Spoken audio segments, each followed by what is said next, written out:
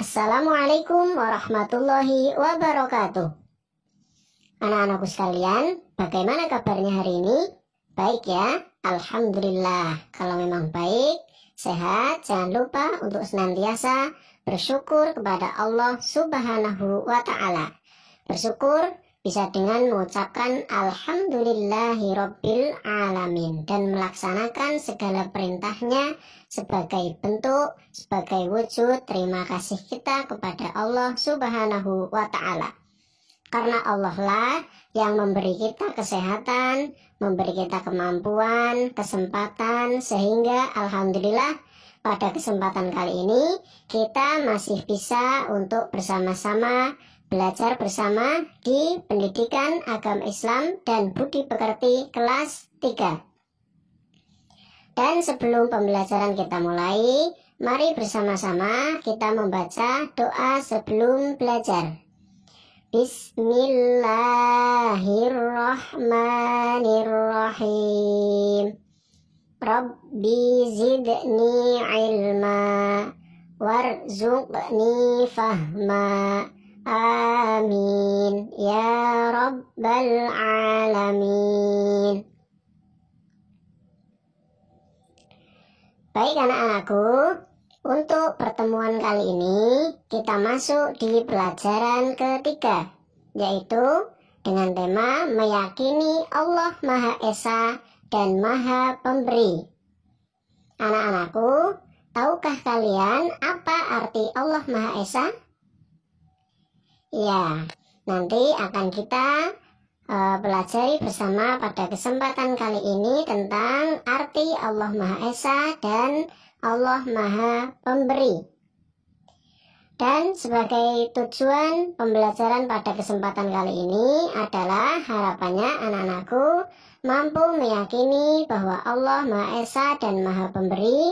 Kemudian yang kedua, mampu menunjukkan perilaku terpuji sebagai wujud implementasi pemahaman dari meyakini Allah Maha Esa dan Allah Maha Pemberi.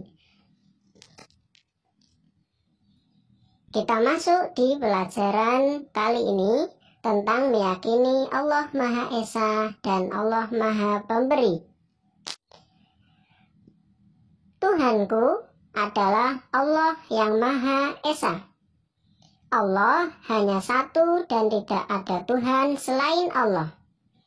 Allah juga Maha Pemberi. Allah memberikan karunia kepada semua makhluk yang Dia kehendaki. Sebagai awal pembelajaran kita kali ini, mari kita bersama-sama bercoba berpikir bahwa Allah itu Maha Esa, atau satu atau tunggal. Kalau Allah lebih dari satu, maka tidak mungkin. Karena apa? Jika Allah lebih dari satu, maka yang akan terjadi di bumi ini adalah pasti tidak teratur. Contoh, bila mana Allah ada dua atau ada tiga, misalnya yang satu menghendaki akan turun hujan, dan yang satunya lagi menghendaki tidak turun hujan, dan yang satunya menghendaki biar mendung saja. Nah, maka yang terjadi adalah peraturan atau perputaran di bumi akan menjadi tidak teratur dan tidak sesuai dengan hal-hal yang berkaitan dengan kejadian alam. Maka secara logika bisa kita pahami, bisa kita yakini bahwa yang menguasai alam semesta pastilah hanya satu, yaitu Allah Subhanahu wa Ta'ala. Allah juga Maha Pemberi. Allah memberikan karunia kepada semua makhluk yang Dia kehendaki. Masih ingatkah kalian makhluk itu apa? Ya, betul sekali. Makhluk adalah semua selain Allah. Ya, kalau Allah yang menciptakan, Sang Pencipta itu disebut Al-Khaliq, sedangkan semua yang diciptakan oleh Allah disebut makhluk. Allah memberikan karunia kepada semua makhluknya, baik itu manusia, hewan, tumbuhan, dan makhluk Allah yang lainnya yang mungkin belum pernah kita ketahui. Allah tidak membeda-bedakan makhluknya. Semuanya diberi karunia secara bebas, secara gratis, dan tanpa kita diminta untuk membayar. Bayangkan saja, jika kita mencoba melihat di rumah sakit orang yang sakit yang kemudian membutuhkan bantuan oksigen, maka kalau tidak salah menurut info adalah 1 tabung oksigen dihabiskan oleh 1 pasien selama 1 hari, biayanya adalah 300.000. Sedangkan kita yang sehat, bernafas dengan bebas, setiap hari pagi sampai dengan pagi lagi menghirup udara segar tanpa kita membayar sepeser pun. Itulah karunia, salah satu contoh karunia yang Allah berikan kepada makhluknya, kepada kita yaitu manusia. Itu pun hanya 1, yaitu bernafas. Belum lagi karunia dan nikmat-nikmat Allah yang lainnya yang diberikan kepada kita secara cuma-cuma, tinggal kitanya saja yang mestinya harus selalu bersyukur kepada Allah Subhanahu wa Ta'ala. Karena nikmat Allah yang diberikan kepada kita tidaklah bisa kita hitung, walaupun dengan alat hitung yang canggih sekalipun. Yang selanjutnya, mari kita perhatikan gambar berikut. Gambar pertama menunjukkan ada seorang yang sedang berdoa. Maksudnya adalah dengan Allah Maha Esa, Maha Tunggal, maka kita harus senantiasa menyembah hanya kepada Allah. Tidak ada yang lain yang patut disembah kecuali Allah Subhanahu wa Ta'ala, karena Allah Maha Esa dan wajib kita sembah. Gambar yang selanjutnya adalah berisi tentang seorang anak yang sedang memberikan makanan kepada seorang yang meminta-minta, berupa makanan atau apa saja yang bisa berguna dan bisa membantu orang yang membutuhkan. Dengan begitu, maka pada gambar ini menunjukkan bahwa kita meyakini Allah Maha Memberi, sehingga kita sebagai makhluknya yaitu bisa mencontoh dengan berperilaku dan bersikap suka memberi kepada orang lain sebagai bentuk saling membantu.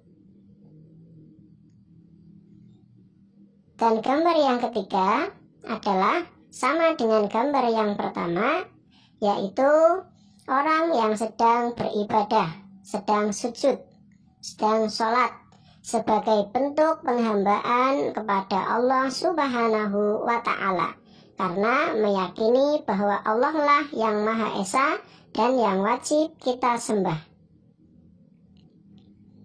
Selanjutnya, Allah Maha Esa. Apa arti Maha Esa? Ya, anak-anakku mungkin ada yang tahu. Allah Maha Esa artinya Allah Subhanahu wa Ta'ala adalah 1, tunggal, dan tidak ada Tuhan selain Allah Subhanahu wa Ta'ala. Hanya Allah Subhanahu wa Ta'ala yang wajib kita sembah. Allah Subhanahu wa Ta'ala tidak beranak dan tidak pula diperanakan. Tidak ada sesuatu pun yang bisa menyamainya. Allah Subhanahu wa Ta'ala berbeda dengan makhluk. Maka keterangan yang menjelaskan tentang Allah Maha Esa bisa yang sesuai dengan keterangan ini adalah bisa kita lihat di surat Al-Ikhlas. Qul huwallahu ahad. Katakanlah Allah itu Maha Esa. Nah, dan ayat selanjutnya juga menjelaskan tentang keesaan Allah Subhanahu wa Ta'ala. Dan Allah Subhanahu wa Ta'ala berbeda dengan makhluk sesuai sifat wajib Allah, yaitu mukhalafatun lil hawadithi, yaitu Allah berbeda dengan makhluk. segala ibadah yang kita lakukan hanya untuk Allah Subhanahu wa Ta'ala. Oleh karena itu, sikap kita diantaranya adalah satu, harus beribadah hanya kepada Allah Subhanahu wa Ta'ala. Yang kedua, tidak boleh menghambakan diri kepada selain Allah Subhanahu wa Ta'ala. Dan yang ketiga adalah tidak boleh menyekutukan Allah Subhanahu wa Ta'ala dengan sesuatu apapun. Yang keempat, tidak boleh meyakini pada ramalan-ramalan nasib. Dan yang kelima, selalu memperbanyak zikir kepada Allah Subhanahu wa Ta'ala.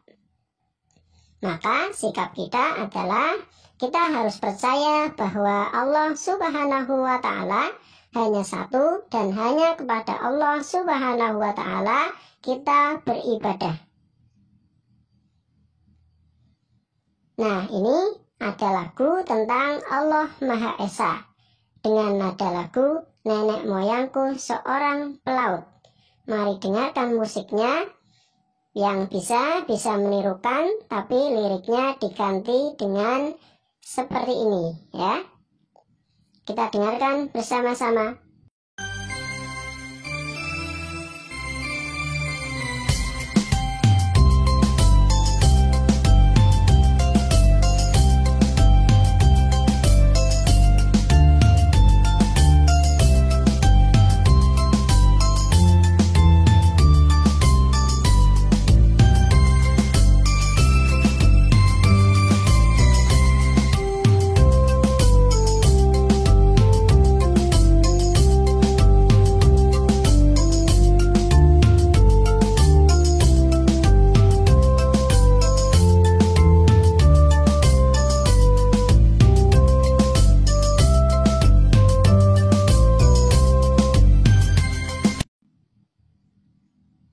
Ya, begitu lagu Allah Maha Esa dengan nada lagu Nenek Moyangku Seorang Pelaut. Gampang ya, bahwa Allah adalah Tuhan yang Maha Esa, tidak ada Tuhan selain Allah tidak kuasa. Kita ibadah kepada Allah, kita ibadah dan percaya bahwa Tuhan adalah satu ya. Jadi itu isi tentang lagu Allah Maha Esa. Dan yang selanjutnya adalah Allah Maha Pemberi dengan Asmaul Husna, yaitu Al-Wahhab. Al-Wahhab artinya Allah Maha Pemberi. Allah Subhanahu wa Ta'ala memberikan karunia kepada semua makhluk yang Dia kehendaki. Allah Subhanahu wa Ta'ala memberi tanpa pamrih atau tanpa mengharap imbalan. Allah Subhanahu wa Ta'ala memberi kepada semua makhluk tanpa diminta dan tanpa merasa bosan. Allah Subhanahu wa Ta'ala memberi tanpa batas waktu, kapanpun dan dimanapun makhluknya berada. Allah Subhanahu wa Ta'ala terus memberi dan akan tetap memberi apapun yang dibutuhkan oleh makhluknya. Allah selalu memberikan yang terbaik bagi semua makhluknya. Maka jika kita meyakini bahwa Allah mempunyai sifat Al-Wahhab yang artinya Maha Pemberi, yaitu maka harus kita yakini semua yang kita butuhkan pasti Allah akan memberinya. Tetapi kita juga harus senantiasa berdoa, karena Allah menyukai orang-orang yang selalu berdoa. Dan kebalikannya, Allah membenci makhluknya yang tidak pernah berdoa kepadanya. Maka kita harus senantiasa dan kita diperintahkan untuk selalu berdoa, memohon hanya kepada Allah Subhanahu wa Ta'ala. Kalau ada doa kita yang belum dikabulkan, itu artinya bukan berarti Allah tidak memberi. Tapi memang mungkin belum waktunya. Karena Allah memberikan kepada hambanya adalah apa yang kita butuhkan. bukan apa yang kita inginkan. Jadi otomatis Allah yang lebih tahu kebutuhan makhluknya. Selanjutnya, bukti atau cara kita meyakini pengakuan bahwa Allah Subhanahu wa Ta'ala itu Maha Pemberi adalah bisa diantaranya satu, suka memberikan sesuatu kepada orang lain. Yang kedua, memberikan sesuatu kepada orang lain dengan ikhlas. Yang ketiga, memberi kepada orang lain tanpa diminta atau disuruh. Dan yang keempat, berusaha memberikan sesuatu kepada orang lain sesuai dengan kemampuan kita. Nah, anak-anakku, demikian pembelajaran kita pada kesempatan kali ini. Mudah-mudahan bisa bermanfaat bagi kita semua. Dan harapannya adalah bisa dipahami dengan baik, sehingga anak-anakku semakin menjadi anak yang soleh dan solehah. Amin ya robbal alamin. Dan sebagai tugas pada kesempatan kali ini adalah silahkan anak-anakku tulis dan kerjakan bagian yang ini.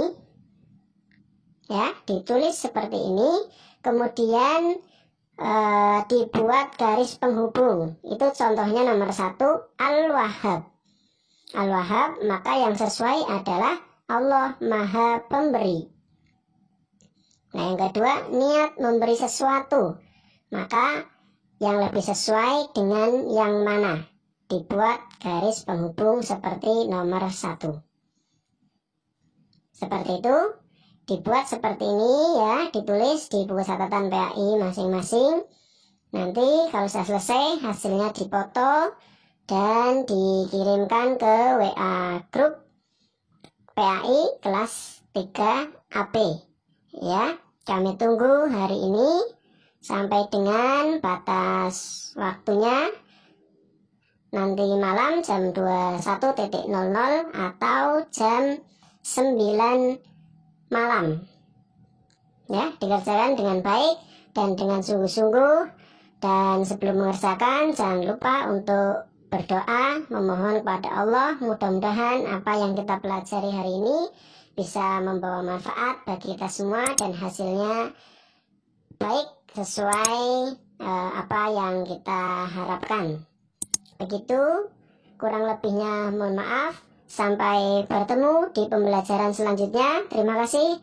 Wassalamualaikum warahmatullahi wabarakatuh.